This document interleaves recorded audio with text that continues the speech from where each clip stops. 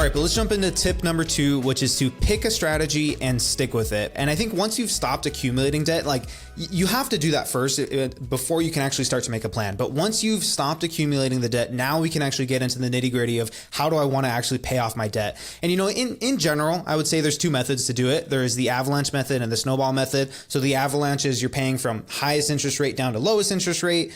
The snowball is kind of the flip side of that. You're paying from lowest balance up to highest balance. And if you go on like Reddit and you type in like, what's the best strategy to pay off my debt? There's going to be like a war, like a forever war of like, which one's the best strategy? There's pros and cons to each of them. I always like to say like the best strategy is the one you're actually going to stick with. And the truth is like, there are pros and cons to each. So you really just got to find the right strategy that works for you, like what's going to motivate you to get out of debt and just stick with it. But, I feel like when it comes to almost anything in personal finance, like people can kind of get stuck in this mode of analysis paralysis where they're like, well, there's so many options and so many ways I can do this. Like, what do I tackle first? Why do you think people kind of get stuck in that mode? Like you said, there's so many different things out there. You could Google this and you'll get 1,000 different answers in both directions. So I feel like that's a big part to it. And I feel like that, that happened to me too. Like, what should you pay off first? You're going to get a bunch of answers this way, a bunch of answers the other way. But really it comes down to what's going to keep you motivated in the long term.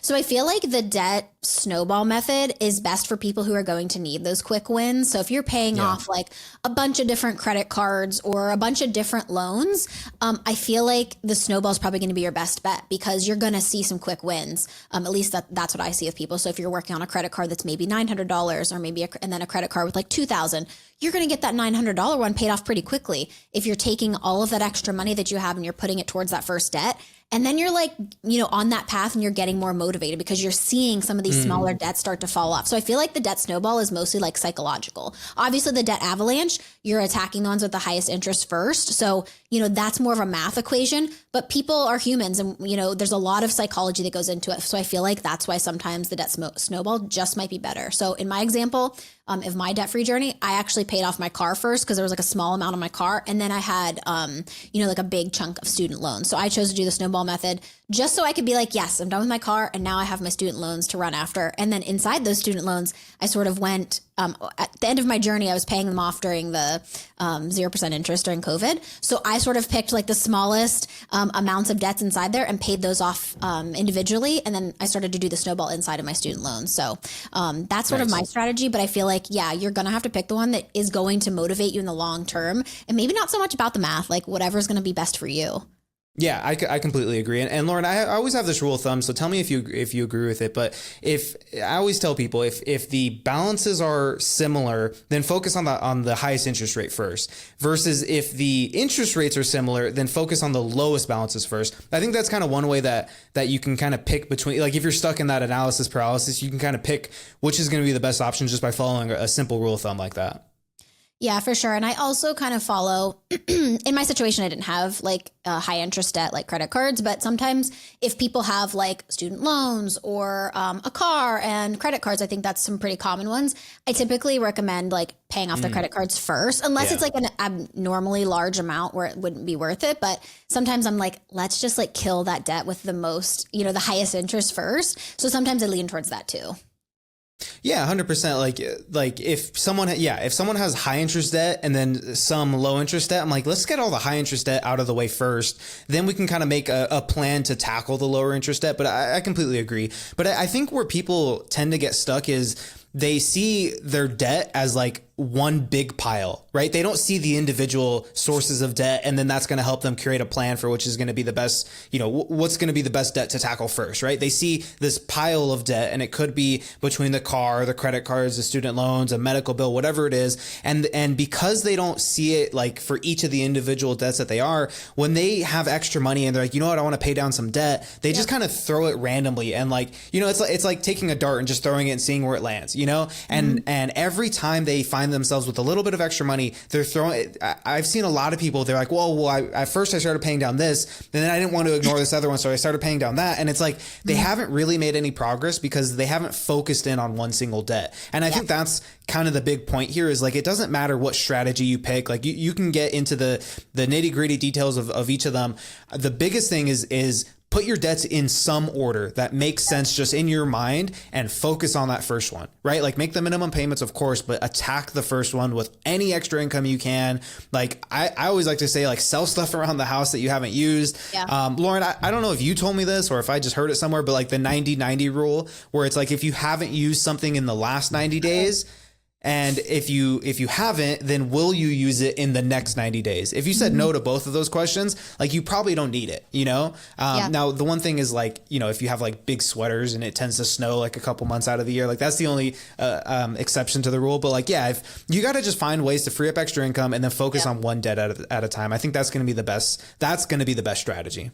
Oh yeah, for sure. I was gonna double down there on the, you know, I always see people like, okay, I'm just gonna pay a little bit here, and I have this tax money that's coming. I'm gonna pay this off, and I'm gonna try to, you know, put this money over here, and it's like that is not working. It's just you're spreading out a little bit around to each, and you're not making any progress that's meaningful progress, right? Like you might be making a little bit, but it's not enough for you to feel anything. So yeah, I think the biggest thing here is what you've already touched on, but just to reiterate, like when you're listing out your debts, you know, we're only focusing on one right now. So the rest, I don't care what they are. I don't care if it's 29% credit card interest. Like if it's not your first debt, then you're just going to pay the minimum on it, even though it's scary. I think a lot of people are concerned about like, well, this debt is so high interest. Like I can't just pay the minimum on this, you know, but it's like, okay, you have to trust the process, because if you focus on this first debt and put, like you said, put all of your extra money towards this first debt, you're going to see that start to spiral and pay off. And then you're going to be moving on to the next one. And it's going to start to snowball, which is why it's called the snowball method. It's going to start to snowball really quickly. And that's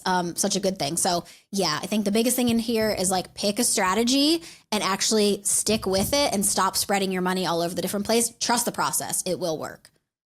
Yeah. And I feel like sometimes I always like to recommend to people like a hybrid approach where it's like, hey, look, if you find that you're kind of like, you know, I want to get out of debt, I just don't know that I can, you know, like you're in a really tough financial situation. For a lot of people who are stuck in that place, it's like the confidence, the motivation, those things are low. And so if you can focus on, hey, let me just attack the smallest debt I have, even if like mathematically it doesn't make sense to pay this one off first, let's just focus on it, pay it off. You'll get that win under your belt. Maybe you do like the next smallest one. Now you actually have some confidence and you have the belief in yourself. I can pay off debt. Then we can find the most mathematically optimal route to continue moving forward. But I always like to tell people, like, look, if math was like the biggest concern here with your finances, you wouldn't be in debt in the first place. And so let's focus on like a plan that's going to help you build up the motivation and confidence. Then we can start to focus on like the most optimal route forward. But yeah, I don't know. I think that's it for me. Like pick a strategy, stick to it. And like you said, put the plan in place and then trust the plan. Like for a lot of the stuff when it comes to your finances, this stuff doesn't happen in you know, a month or, you know, a few weeks, a few months or whatever. For a lot of people, this is a 12-month, 24-month, 36-month plan to get out of debt so that they can completely change what their financial situation looks like.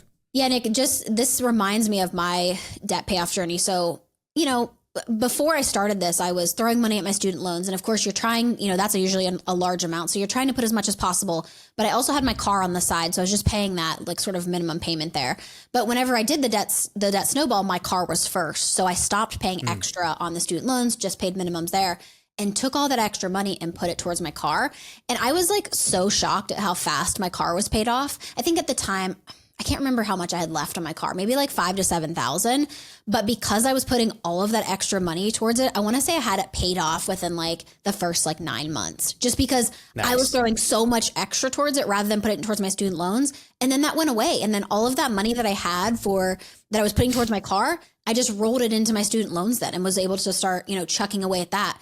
And then my whole debt-free journey, I paid off like $52,000 in less than 3 years, which was absolutely insane because I was only making like 48 to 50,000 or something like that. So, yeah, this really does work, especially whenever you focus on the smaller debt and, you know, let the snowball sort of do its work.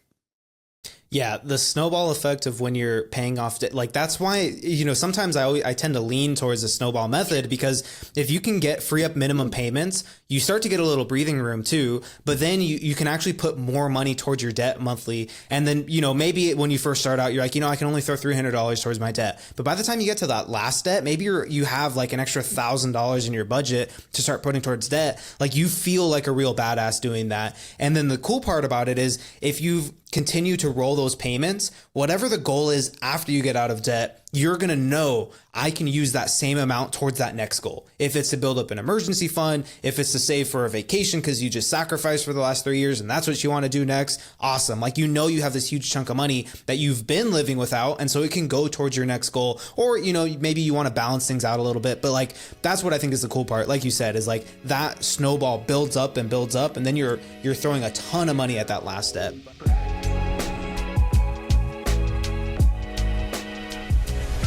The information, opinions, and recommendations provided on this podcast are for entertainment purposes only and do not constitute professional financial advice. Any financial decisions you make based on the content of this podcast are your responsibility. We strongly recommend consulting with a licensed financial advisor or other qualified professional before making any significant financial decisions. By listening to this podcast, you acknowledge that we are not liable for any financial outcomes.